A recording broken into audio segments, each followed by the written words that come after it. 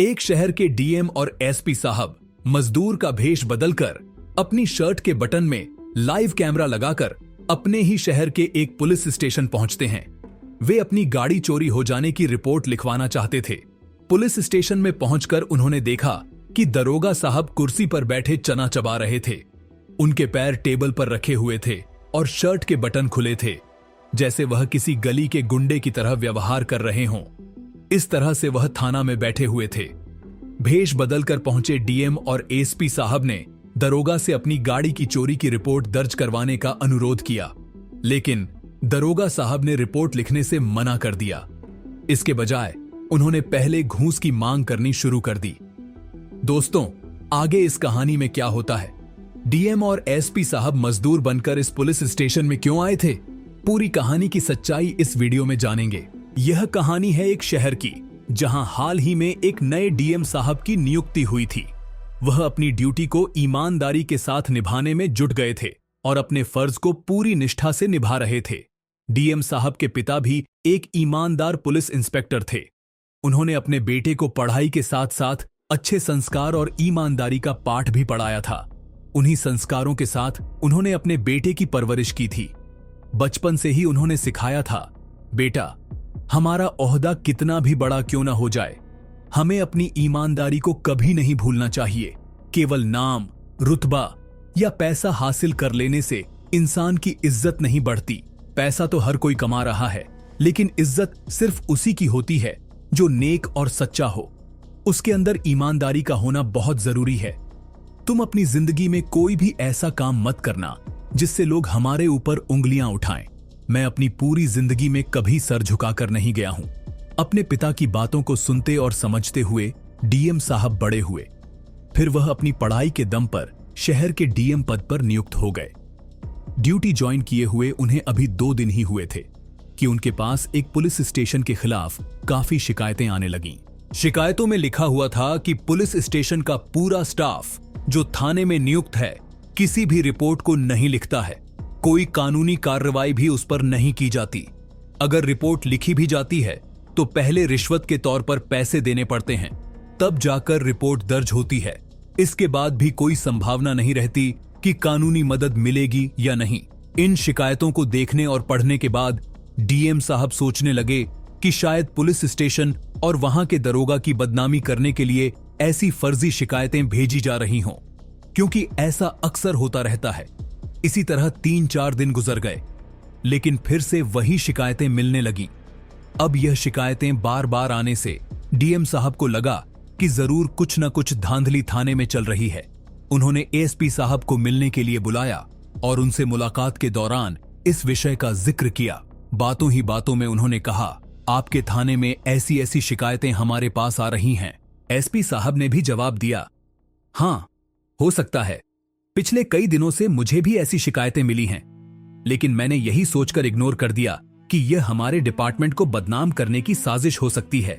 लेकिन अब जब आप भी यही शिकायतें बता रहे हैं तो हमें इस मामले को गंभीरता से देखना चाहिए। इसके बाद डीएम और एसपी साहब ने इस मामले की जांच करने का फैसला कर लिया, लेकिन जांच पड़ताल करने से पहले वे सोचते हैं कि अगर हम सीधे थाने में जाकर एक्शन लेंगे तो शायद उन्हें इस बात की खबर मिल जाए।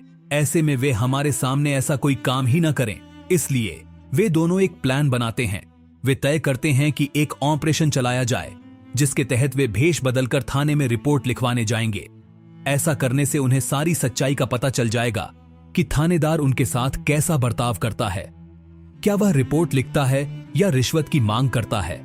अब दोस्तों, उस पुलिस स्टेशन का माहौल पहले से ही बहुत खराब था। जब कोई आम आदमी वहां अपनी रिपोर्ट दर्ज कराने जाता तो दरोगा साहब उनके साथ रौब से पेश आते।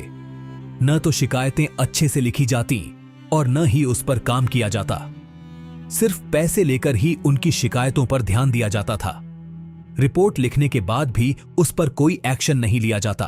आम आदमी कई कई दिनों तक पुलिस स्टेशन के चक्कर काटता रहता, लेकिन उन्हें टाल मटोल करके वापस भेज दिया जाता। दरोगा साहब अपनी शर्ट के 2-3 बटन खोलकर कुर्सी पर बैठते थे। टेबल पर पैर रखकर वे इस तरह व्यवहार करते मानो इंस्पेक्टर नहीं, गली के गुंडे हों। वे किसी की बात सुनने को तैयार नहीं होते थे। इसी तरह उस थाने का कामकाज चलता था। इसके बाद डीएम और एसपी साहब भेष बदलने की तैयारी करते हैं। वे अपने सिर पर एक पुराना गमछा बांधते हैं और शर्ट के नीचे लुंगी लपेटते हैं। शर्ट में एक लाइव कैमरा भी सेट कर लेते हैं। उन्होंने पूरी तरह से अपना हुलिया बदल लिया ताकि कोई भी यह न पहचान सके कि वे डीएम और एसपी साहब हैं। वे अपनी गाड़ियां शहर के बाहर रुकवा देते हैं और वहां से एक रिक्शा लेकर पुलिस स्टेशन पहुंचते हैं। जैसे ही वे थाने के अंदर जाने के लिए बढ़ते हैं, दरवाजे पर खड़ा कांस्टेबल उन्हें रोकते हुए कहता है, अरे रुको, तुम दोनों कहां घुसे चले आ रहे हो? कहां जाना है तुम्हें? क्या काम है? पहले मुझे बताओ। डीएम साहब जवाब देते हैं, हमें रिपोर्ट दर्ज करानी है, इसलिए अंदर जा रहे थे। इस पर कांस्टेबल कहता है, तुम यहां ऐसे डायरेक्ट अंदर नहीं जा सकते।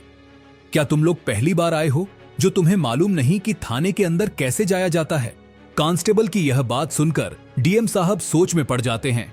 यह कांस्टेबल बाहर ही लोगों को रोक रहा है तो अंदर का हाल क्या होगा? इसके बाद एसपी साहब डीएम साहब को एक साइड में ले जाकर कहते हैं, सर, अभी एक्शन लेने का समय नहीं है। यह भी पैसे ही मांग रहा है, इसे पैसे दे देते हैं और देखते हैं अंदर यह लोग हमारे साथ क्या क्या खेल खेलते हैं। यह सुनकर डीएम साहब को गुस्सा तो बहुत आता है, लेकिन वह अपने गुस्से को कंट्रोल करते हैं क्योंकि यह एक ऑपरेशन था। फिर वह अपनी शर्ट की जेब से 100 रुपए का नोट निकालकर कांस्टेबल को देते हैं। कांस्टेबल 100 रुपए जेब में रखते हुए कहता है, तुमने मुझे कोई भिखारी समझ रखा है क्या, जो सिर्फ 100 रुपए दे रहे हो? और पैसे निकालो जेब से। डीएम साहब गुस्से से लाल हो जाते हैं, लेकिन एसपी साहब उनके कंधे पर हाथ रखते हैं।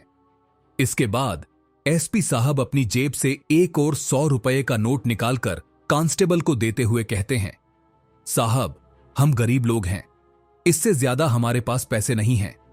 अगर आज हमारी रिपोर्ट न लिखी गई तो हमारा बहुत बड़ा नुकसान हो जाएगा।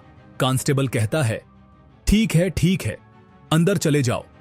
वहां केबिन में सब बैठे हुए हैं, अपनी समस्या उन्हें बताना और रिपोर्ट लिखवा लेना। डीएम और एसपी साहब एक दूसरे का मुंह देखते हैं, फिर वे सीधा केबिन के अंदर चले जाते हैं जहां दरोगा साहब बैठे हुए थे। केबिन के अंदर का नजारा देखकर डीएम साहब और एसपी साहब गुस्से से लाल पीले हो जाते हैं। उन्होंने देखा कि दरोगा कुर्सी पर बैठा चना चबा रहा था और अपने पैरों को टेबल के ऊपर रखे हुए था। उन दोनों के अंदर आने के बाद दरोगा अपने पैरों को हटाता है, उन्हें घूर कर देखता है और बोलता है, हाँ भाई, बोलो, क्या काम है? किस लिए आए हो यहां? डीएम साहब, जो मजदूर के भेष में थे, हाथ जोड़ते हुए कहते हैं, सरकार, हमारी ऑटो रिक्शा चोरी हो गई है, उसी की रिपोर्ट लिखवाने के लिए आए हैं। आप जल्द से जल्द हमारी रिपोर्ट लिखकर हमारे ऑटो रिक्शा को ढूंढने में मदद कर दीजिए। मैं बहुत गरीब आदमी हूं, उसी ऑटो रिक्शा को चलाकर अपने परिवार का पालन पोषण करता हूं। अगर वह रिक्शा जल्दी नहीं मिला तो मैं अपने परिवार का पेट नहीं भर पाऊंगा। हम बड़ी मुश्किलों से गुजर रहे हैं। दरोगा साहब गुस्से से चिल्लाते हुए कहते हैं, तुम लोग सुबह से कहां मर गए थे जो शाम के वक्त हमें परेशान करने चले आए हो? डीएम साहब विनम्रता से जवाब देते हैं, सर, सुबह से हम खुद ही अपने रिक्शे को ढूंढने में लगे हुए थे ताकि हमें आपका समय बर्बाद न करना पड़े, लेकिन रिक्शा पूरे शहर में कहीं नहीं मिल पाया। अब हम आपसे विनती करते हैं कि आप हमारी रिपोर्ट दर्ज करें और हमारी मदद करें। दरोगा साहब ताने मारते हुए कहते हैं, देखो, इस वक्त तुम्हारी रिपोर्ट लिखना मुमकिन नहीं है। शाम हो चुकी है, हमारे लिए भी शाम का कुछ इंतजाम होना चाहिए। यह सुनकर डीएम और एसपी साहब कुछ समझ नहीं पाते। वे गुमसुम होकर दरोगा की ओर देखने लगते हैं। तभी एसपी साहब आगे बढ़कर कहते हैं, सरकार, हमें आपकी बात समझ नहीं आई। आप क्या कहना चाहते हैं? इतना सुनते ही दरोगा साहब गुस्से से भड़क जाते हैं। बाहर से दरोगा साहब जोर से कांस्टेबल को आवाज लगाते हैं, इन दोनों को धक्का मारकर थाने से बाहर निकालो। ये भिखमंगे अंदर कैसे आ गए? इसके बाद कांस्टेबल दोनों के हाथ पकड़कर उन्हें खींचते हुए बाहर ले जाता है। बाहर लाकर वह उन्हें समझाता है, देखो, अगर तुम्हें अपनी रिपोर्ट लिखवानी है तो पहले दरोगा जी की सेवा करनी होगी। बिना सेवा किए तुम्हारी रिपोर्ट नहीं लिखी जाएगी। अपना समय खराब मत करो, जल्दी से कुछ पैसे जमा करो और अपना काम बनवाओ। यह सुनने के बाद डीएम और एसपी साहब फिर से केबिन के अंदर जाते हैं। दोनों अपनी अपनी शर्ट की जेब से पैसे निकालते हैं और दरोगा की टेबल पर रख देते हैं। टेबल पर लगभग 1000 रुपए रखते हुए वे हाथ जोड़कर खड़े हो जाते हैं। वे कहते हैं, हमारे पास सिर्फ इतने ही पैसे बचे हैं, इससे ज्यादा अब हमारे पास कुछ नहीं है। जैसे ही दरोगा साहब टेबल पर रखे पैसों को देखते हैं, वह गुस्से में गरजते हुए बोलते हैं, सिर्फ इतने कम पैसों से तुम्हारी रिपोर्ट कैसे लिखी जा सकती है? तुम्हारे ऑटो रिक्शा को शहर में ढूंढने के लिए बहुत खर्चा आएगा, गाड़ी को इधर उधर घुमाना पड़ेगा, पेट्रोल लगेगा और हमें भी कई परेशानियां झेलनी पड़ेगी। तुम्हें अभी और पैसों का इंतजाम करना पड़ेगा, इसके बाद ही तुम्हारी रिपोर्ट लिखी जाएगी। यह सब सुनने के बाद एसपी साहब बोल पड़ते हैं, सर, आपको सरकारी तनख्वाह तो मिलती है ना? हम लोगों की परेशानी सुलझाने और हमारी सहायता करने के लिए आपको वेतन मिलता है, फिर आप हर काम के लिए हमसे पैसे क्यों मांग रहे हैं? एसपी साहब की यह बात सुनकर दरोगा साहब अपनी कुर्सी से खड़े हो जाते हैं और उनकी ओर गुस्से से देखने लगते हैं। उनका गुस्सा 7वें आसमान पर पहुंच चुका था। वह चिल्लाते हुए कहते हैं, अब तू मुझे कानून का पाठ पढ़ाएगा? अभी रुक, मैं तुझे बताता हूं और दिखाता हूं कि कानून अपना काम कैसे करता है। तभी बाहर से तेज सायरन की आवाज पूरे पुलिस स्टेशन में गूंजने लगती है। 2 सरकारी गाड़ियां पुलिस स्टेशन के बाहर आकर रुकती हैं। जैसे ही दरोगा साहब डंडा लेकर एसपी साहब के पास पहुंचते हैं, गाड़ियों में से डीएम साहब की टीम बाहर निकलती है और थाने को चारों तरफ से घेर लेती है। कुछ लोग थाने के अंदर घुसते हैं और दरोगा को बताते हैं, खबरदार, एक कदम भी आगे बढ़ाने से पहले यह जान लो कि जो शख्स तुम्हारे सामने खड़ा है वह यहाँ के एएसपी साहब हैं और जो दूसरे व्यक्ति हैं वह डीएम साहब हैं। वे आगे कहते हैं, आज जो कुछ भी तुमने इनके साथ किया है वह सब वीडियो में रिकॉर्ड हो चुका है और वह लाइव हेडक्वार्टर में देखा जा रहा है। यह सुनते ही दरोगा साहब के पसीने छूट जाते हैं। वह घबराकर पैरों के बल जमीन पर बैठ जाते हैं और हाथ जोड़कर गिड़गिड़ाने लगता है। इसके बाद एसपी साहब दरोगा को बहुत फटकार लगाते हुए कहते हैं, यही है तुम्हारा काम? क्या यही तुम्हारा फर्ज? वे आगे कहते हैं, तुम्हारी बहुत शिकायतें पहले भी आई थीं, लेकिन मैंने सोचा था कि यह हमारे डिपार्टमेंट को बदनाम करने की कोई साजिश हो सकती है, लेकिन यहां आकर मुझे पूरा मामला समझ में आ गया। मैं अपनी आंखों से तुम्हारी काली करतूतें देख चुका हूं। अब तुम्हारे खिलाफ सख्त से सख्त कार्रवाई की जाएगी। डीएम और एसपी साहब सबूत पक्के होने के कारण दरोगा और थाने के पूरे स्टाफ के खिलाफ कोर्ट में केस दर्ज करवाते हैं। इसके बाद पूरे थाने के स्टाफ को सस्पेंड कर दिया जाता है। इसके बाद उनकी जगह दूसरे स्टाफ को तैनात करने के निर्देश जारी किए जाते हैं। जज साहब कहते हैं, यह फोटो और वीडियो जिले के सभी थानेदारों को दिखाओ ताकि वे सीख लें। अगर कोई भी व्यक्ति ऐसी हरकतें करते हुए पकड़ा गया तो उसे फौरन सस्पेंड कर दिया जाएगा। हमें किसी भी प्रकार की लापरवाही बर्दाश्त नहीं है। पुलिस वालों की बदनामी पहले से ही बहुत अधिक है। यह खबर सुनते ही पूरे जिले में हलचल मच जाती है।